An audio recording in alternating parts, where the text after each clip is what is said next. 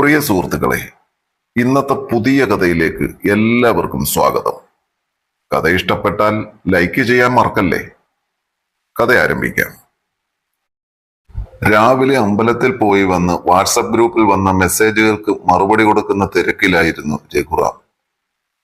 ജയശ്രീ അപ്പോഴേക്കും ഒരു കപ്പ് ചായയുമായി വന്ന് അവന് നൽകിയ ശേഷം തന്റെ ഫോണിൽ അതേ മെസ്സേജുകൾ നോക്കിക്കൊണ്ടിരുന്നു. അപ്പോൾ മാതൃകാ ദമ്പതികൾ 6ാം വർഷത്തിലേക്ക് കടക്കുകയാണ്. ഇനി പറഞ്ഞാട്ടെ, ഈ ദാമ്പത്യത്തിന്റെ രഹസ്യം എന്താണ്? അടിയില്ല, വഴക്കില്ല, പിണങ്ങിപ്പോകലുകളില്ല, കുറ്റപ്പെടുത്തലുകളില്ല. ഞങ്ങളും കൂടി അറിയട്ടെ അളിയ. സുഹൃത്ത് അമലിന്റെ മെസ്സേജ് കണ്ട് രണ്ടാളും അറിയാതെ ചിരിച്ചുപോയി. അതിനൊരു കാരണവുമുണ്ട്. എല്ലാവരും തങ്ങളുടെ ദാമ്പത്യ ജീവിതത്തിലെ പ്രശ്നങ്ങൾ രഘുറാമിനോട് പങ്കുവെക്കുമ്പോൾ അവൻ തന്റെ ജീവിതത്തിലെ ഒരു കാര്യവും അവരോട് ആരോടും പറഞ്ഞിരുന്നില്ല. ഒരു ടിപ്പ് പറഞ്ഞു തരാം ആനന്ദ്.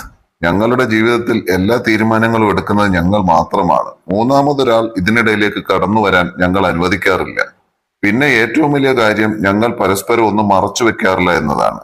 അവൾക്കറിയാത്തതൊന്നും എന്റെ ജീവിതത്തിലും എനിക്കറിയാത്തതൊന്നും അവളുടെ ജീവിതത്തിലും ഇല്ല. തൊട്ടടുത്തിരുന്ന് രഘുറാമിന്റെ മറുപടി കണ്ടതും അത്രയും സമയം പൂർണ്ണചന്ദ്രനെ പോലെ ശോഭിച്ചുകൊണ്ടിരുന്ന ജയശ്രീയുടെ മുഖം അമാവാസി പോലെ ഇരുണ്ടു. അവൾ ഫോൺ ബെഡിലേക്ക് വെച്ച് അവിടെ നിന്ന് എഴുന്നേറ്റു. നീ എങ്ങോട്ടാ മാളൂ? ഇവിടെ ഇങ്ങനെ ഇരുന്നാൽ മതിയോ?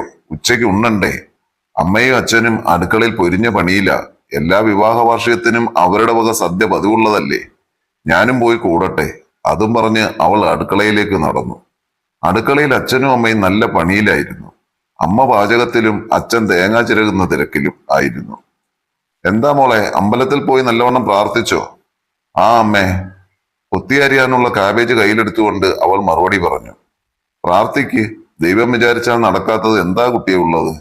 ഈശ്വരന്റെ അനുഗ്രഹം കൊണ്ട് അടുത്ത വർഷം ആകുമ്പോഴേക്കും ഈ വീട്ടിലൊരു കുഞ്ഞിക്കാല് കാണും. അവർ ദീർഘനിശ്വാസത്തോടെ പറഞ്ഞു. എന്താ സത്യഭമേ, നല്ലൊരു ദിവസമായിട്ട് കുട്ടിയെ വിഷമിപ്പിക്കുകയാണോ നീ?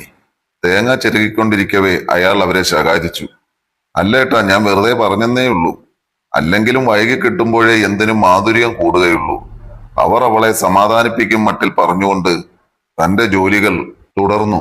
അവരത് പറഞ്ഞെങ്കിലും അവളുടെ മനസ്സ് നിറയെ രഘുറാം പറഞ്ഞ കാര്യമായിരുന്നു. അവൾക്കറിയാത്തതൊന്നും എന്റെ ജീവിതത്തിലും എനിക്കറിയാത്തതൊന്നും അവളുടെ ജീവിതത്തിലും ഇല്ല. രഘുവേട്ടൻ എത്ര ആത്മവിശ്വാസത്തോടെയാണത് പറഞ്ഞത്. ശരിക്കും തന്റെ ജീവിതത്തിൽ നടന്നതെല്ലാം രഘുവേട്ടനോട് താൻ പറഞ്ഞിട്ടുണ്ടോ? ഇല്ല. തന്റെ ഭർത്താവിനോടെന്നല്ല, ഈ ലോകത്ത് മറ്റാർക്കും അറിയാത്ത ഒരു രഹസ്യം തന്റെ ഉള്ളിലുണ്ട്.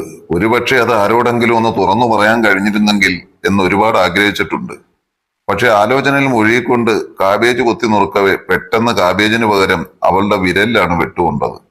പെട്ടെന്നുണ്ടായ വേദനയിൽ അവളുടെ അമ്മേ എന്നുള്ള വിളി കേട്ടപ്പോഴാണ് അച്ഛനും അമ്മയും അത് ശ്രദ്ധിച്ചത്. വിരലിൽ നിന്നും ചോര നിർത്താതെ ഒഴുകുകയായിരുന്നു. എന്താ മോളെ, ശ്രദ്ധിക്കണ്ടേ? പണിയൊക്കെ ഞങ്ങൾ ചെയ്തോളാം, പോയി റെസ്റ്റ് എടുക്ക്. അച്ഛനും അമ്മയ്ക്കും വെപ്രാളമായി. അവരുടെ ശബ്ദം കേട്ടാണ് രഘുറാമും അവിടെ കൂടി വന്നത്. നിനക്കൊന്ന് ശ്രദ്ധിച്ചൂടെ മാളു? ഈയിടെയായി നിനക്കൊരു ശ്രദ്ധയുമില്ല. എവിടെയാണ് നിന്റെ മൈൻഡ്? അതുകൊണ്ടല്ലേ ഇങ്ങനെയൊക്കെ സംഭവിക്കുന്നത്? അവൻ വന്ന പാടെ ശകാരം തുടങ്ങി. നീ ഇനി അവളെ വഴക്ക് പറഞ്ഞുകൊണ്ട് നിൽക്കാതെ എന്തെങ്കിലും മരുന്ന് വെച്ച് കെട്ടിരിക്കൂ. കണ്ടില്ലേ ചോര പോണത്? പിന്നെ അവൻ ഒന്നും മിണ്ടിയില്ല. അവളെ മുറിയിലെ കട്ടിൽ കൊണ്ടിരുത്തി മരുന്ന് വെക്കാൻ തുടങ്ങി. രഘുവേട്ട, എനിക്കൊരു കാര്യം പറയാനുണ്ട്, ഗൗരവത്തോടെ അവൾ പറഞ്ഞു. എന്താ? ഞാൻ രഘുവേട്ടനിൽ നിന്ന് മറച്ചു വെച്ച ഒരു കാര്യമുണ്ട്. എന്താണത്? അവൻ അത്ഭുതത്തോടെ അവളെ നോക്കി. കുറെ വട്ടം ഞാൻ ശ്രമിച്ചതാണ് രഘുവേട്ടനോട് മാത്രം ഇത് തുറന്നു പറയാൻ. ഒരുപക്ഷെ അതെനിക്ക് കഴിഞ്ഞിരുന്നുവെങ്കിൽ നെഞ്ചിലെ ഭാരം കുറച്ചെങ്കിലും കുറഞ്ഞു കിട്ടിയാനെ. ഒരു നിമിഷം നിർത്തി അവന്റെ മുഖം നോക്കാതെ തന്നെ അവൾ തുടർന്നു. രഘുവേട്ടൻ എന്നോട് പലവട്ടം ചോദിച്ചിട്ടില്ലേ എനിക്കെന്താ സ്വന്തം വീട്ടിലേക്ക് പോകാൻ മടിയെന്ന്? സാധാരണ വിവാഹം കഴിഞ്ഞ പെൺകുട്ടികൾ സ്വന്തം വീട്ടിലേക്ക് പോകാൻ ഒരവസരം കാത്തു നിൽക്കും. പക്ഷെ ഇവിടെ അമ്മയും അച്ഛനും രഘുവേട്ടനും ഒക്കെയും നിർബന്ധിച്ചാണ് എന്നെ പറഞ്ഞയക്കാറ്. ഏതൊരു പെൺകുട്ടിക്കും താൻ ജനിച്ചു വളർന്ന വീട് തന്നെയാണ് സ്വർഗം. പക്ഷെ എന്നെ സംബന്ധിച്ചിടത്തോളം അതെനിക്ക് നരകമാണ് രഘുവേട്ട. ഞാൻ ഒരിക്കലും പോകാൻ ആഗ്രഹിക്കാത്ത ഒരു നരകം. കുഞ്ഞുനാൾ മുതൽ അങ്ങനെ ഒരു നരകത്തിൽ ജീവിച്ചത് കൊണ്ടാവാം വിവാഹശേഷം ദൈവം എനിക്ക് ഇതുപോലെ ഒരു സ്വർഗം തന്നത്. എന്താ മാളു നീ പറഞ്ഞു വരുന്നത്? എന്നു മുതലാണ് എനിക്ക് എന്റെ വീട് നരകമാകാൻ തുടങ്ങിയെന്ന് ചോദിച്ചാൽ ഞാനൊരു 7ാം ക്ലാസ്സിൽ പഠിക്കുമ്പോൾ മുതലാണെന്ന് പറയാം. ഒരു ബാലികയിൽ നിന്ന് പെൺകുട്ടിയിലേക്കുള്ള വളർച്ച എന്റെ ശരീരം പ്രകടമാക്കി തുടങ്ങിയ നാൾ മുതൽ. ഒരു ചെറിയ ഓലവീടായിരുന്നു അന്ന് ഞങ്ങളുടേത്. ഒറ്റമുറി. അമ്മയും അച്ഛനും ഞങ്ങൾ 2 പെൺമക്കൾ ഒരുമിച്ചാണ് അന്നൊക്കെ കിടന്നിരുന്നത്. ഞങ്ങൾ 2 പെൺമക്കൾ കൂടെ കിടക്കുന്നുണ്ടെന്ന ബോധമില്ലാതെയായിരുന്നു അച്ഛനും അമ്മയും അവരുടെ ദാമ്പത്യ ജീവിതം പൂർണ്ണമാക്കിയിരുന്നത്. പല രാത്രികളിലും കേൾക്കാൻ ആഗ്രഹിക്കാത്ത ശബ്ദങ്ങൾ എന്റെ ഉറക്കത്തെ തച്ചുടച്ചിട്ടുണ്ട്. ഇവർക്ക് നാണമില്ലേ മക്കളുടെ ഇടയിൽ കിടന്ന് ഇങ്ങനെ ചെയ്യാൻ എന്നെന്റെ കുഞ്ഞു മനസ്സ് പലവട്ടം ചിന്തിച്ചിട്ടുണ്ട്.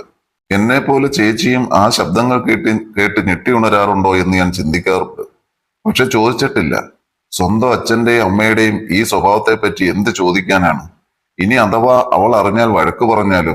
അത് ഭയന്ന് ഞാൻ അന്നത് ഉള്ളിലൊതുക്കി. ഓരോന്നിന്റെ പാക്കറ്റുകൾ ഞാൻ ആദ്യമായി കാണുന്നത് സ്വന്തം വീട്ടിൽ നിന്ന് തന്നെയാണ്. അന്നത് എന്തിനാണെന്ന് പോലും എനിക്കറിയില്ലായിരുന്നു. എന്നെ പ്രസവിച്ച ശേഷം അമ്മ പ്രസവം നിർത്തിയിരുന്നില്ല.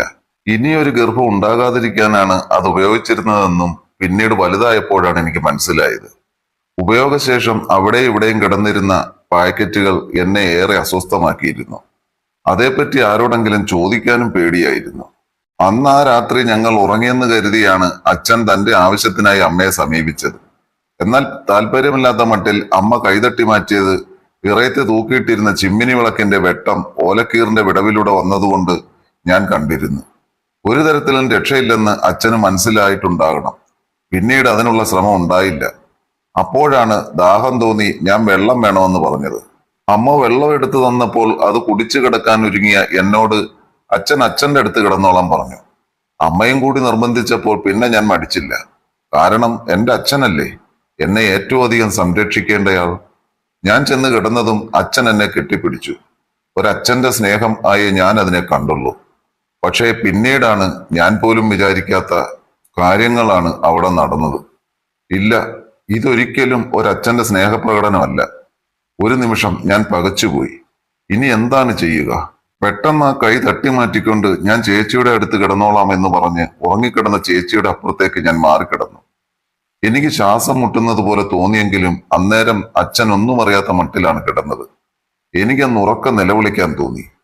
അച്ഛൻ ഇങ്ങനെയൊക്കെ ചെയ്തെന്ന് അമ്മയോട് പറഞ്ഞ് കരയാൻ തോന്നി. പക്ഷെ പേടിയായിരുന്നു. ആ നിമിഷം മുതൽ ഞാൻ ഈ ലോകത്ത് ഏറ്റവും കൂടുതൽ വെറുക്കപ്പെടുന്ന ഒരാളായി അച്ഛൻ മാറി. പിറ്റേന്ന് രാവിലെ ഒന്നും സംഭവിക്കാത്ത മട്ടിൽ അച്ഛൻ എന്നോട് പെരുമാറി.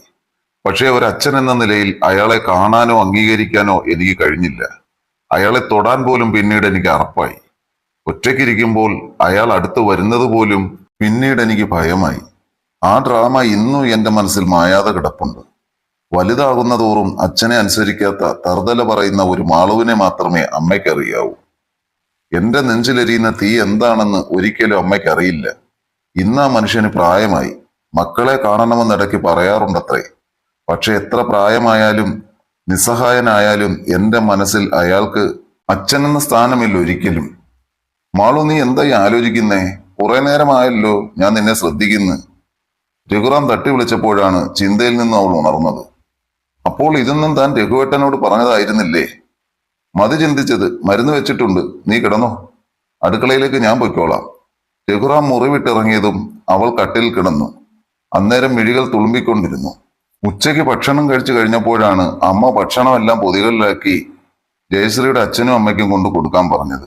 മനസ്സില്ലാ മനസ്സോടെയാണ് അവൾ രഘുറാമിനോടൊപ്പം പുറപ്പെട്ടത്. മാളു വന്നിട്ട് കുറെ നാളായില്ലേ മോനെ? ഞങ്ങൾക്ക് ഇവരല്ലേ ഉള്ളൂ.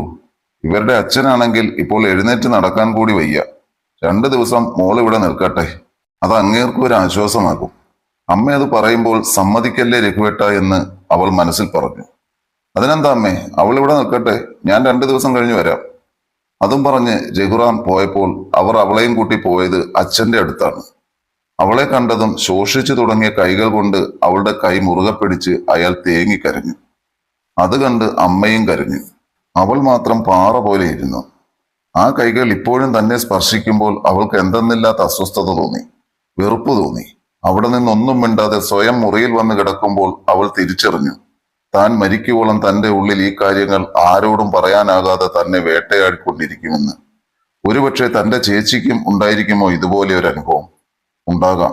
ആരോടും പറയാനാവാതെ ജീവൻ നിലനിൽക്കുന്ന കാലം വരെ മനസ്സിനെ നോവിക്കാൻ പാകത്തിൽ ഒരു അനുഭവം ഓരോ പെൺകുട്ടിയുടെ ജീവിതത്തിലും ഉണ്ടായേക്കാം.